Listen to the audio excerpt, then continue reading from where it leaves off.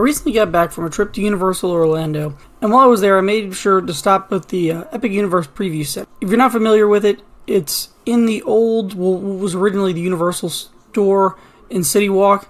It was later converted into the Legacy store, and when that closed last year, they converted it into the Preview Center for Epic Universe. I think it opened in either June or July. It wasn't there when I went in May. It wasn't quite finished yet. But now that it's open, I was sure to stop in. So let's take a few minutes to talk about what I saw and what my thoughts are now for Epic Universe. So I've been following the Epic Universe saga pretty much since Universal bought the land that it sits on. That's probably 6 or so years ago, somewhere between 6 and 8 years ago, I believe. And then obviously got stalled a little bit during the beginnings of COVID, and looked like, things were either going to stop or get, pushed back significantly, but that didn't really happen. Then they've been staying on track pretty well. I grew up a big fan of Harry Potter, and in more recent years, I'm not so much. I mean, I really enjoy the lands, but I really think they could have, looking at this now, I think they could have done something else with Harry Potter, with that area instead of doing another Harry Potter land. I don't think you really need a third one, but we'll see what happens. Train Your Dragon, not really something I'm into either, but where this park really piqued my interest was Super Nintendo World and Dark Universe. I went to California last year and was hoping to get to Super Nintendo World, but I was going to Disneyland, and it's such a pain in the butt to get from Disney over to Burbank, and I was flying in and out of Long Beach, so it just didn't make sense to rent a car or anything like that. So to put it lightly, I'd say that Super Nintendo World is the area that I'm looking forward to the most, especially the Donkey Kong expansion that obviously California is not going to be getting because I don't think they're going to have the room. Then we have Dark Universe, and quite frankly, I think that's what I'm now probably most excited about. After seeing some of the concept art and whatnot that they've put out in the videos recently, that looks like it's going to be the real standout attraction. It has the ability to either make or break this park, really. It's something that no other park's been able to do. No one else has taken on, kind of a horror element in a theme park. Obviously, Universal has horror nights, but this is going to be a completely different year-round, land that's open every single day of the week. And I'm not quite sure. I think it's going to be kind of, I'm not going to say boring, but I don't think it's going to hit quite as hard during the daytime. But at night, I think that land's going to be absolutely amazing. And then, of course, you've got kind of what I'll call the spine of the park, which is the Celestial Park area with its 2 attractions. So, taking a closer look at the preview center, when you go in, there's really not much there. It's actually fairly open and empty. I was quite surprised. They do have some merch for both Epic Universe and some of the lands. They got a decent amount of Mario merch, so that was nice to see, finally. I know last time I was there, they did have Epic Universe stuff in the, I think, at 5 a dime in Universal. But it is nice to see everything all in one place, and I'm sure they're going to be adding more merch and stuff in the store as time goes on and as we get closer to the park's opening next year. But the highlight of the preview center has to be the massive mini model. I was not expecting that at all.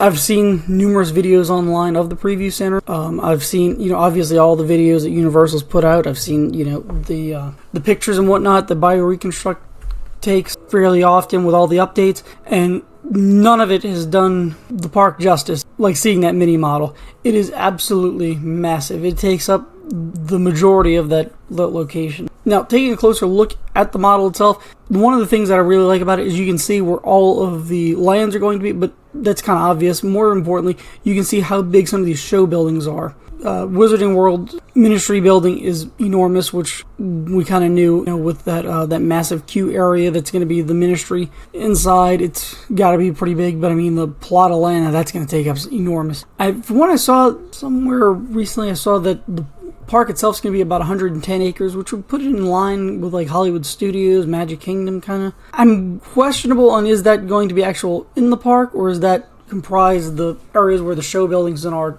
are too. I kind of think it's going to be just the guest accessible areas, and the reason I say that is this has to be bigger than 110 acres. This feels, when you're looking at it with the scale of the coasters and all, this feels like it's going to be a lot bigger, closer to, let's say, 200 maybe. Obviously, all guesses, you can't really tell too much from a mini model, but it's just the point that the scale is massive, especially when you see the Grand Helios. I feel like that really puts it in perspective when you see the park and some of these lands next to that. I think that's going to be a really nice backdrop. One of the areas, now keep in mind, I'm not a huge How to Train Your Dragon fan. I just don't know about it. I've tried. I need to go back and watch some of the movies. I've seen part of one of them. Just not something I've ever really gotten into. But you can see a lot of detail in that land in that mini model, and I think it's going to be pretty impressive, actually, even for people who aren't interested. And I think that's going to be the tell of a good, always is the tell of a good park. If you take something that guests aren't really interested in, I know there's a lot of people that, for instance, that aren't big into Harry Potter. They go to Universal and are blown away by it. And I think that may be, the kind of thing with How to Train Your Dragon. Even if you're not a big fan of the movies or don't know much about it, I think you can still appreciate it.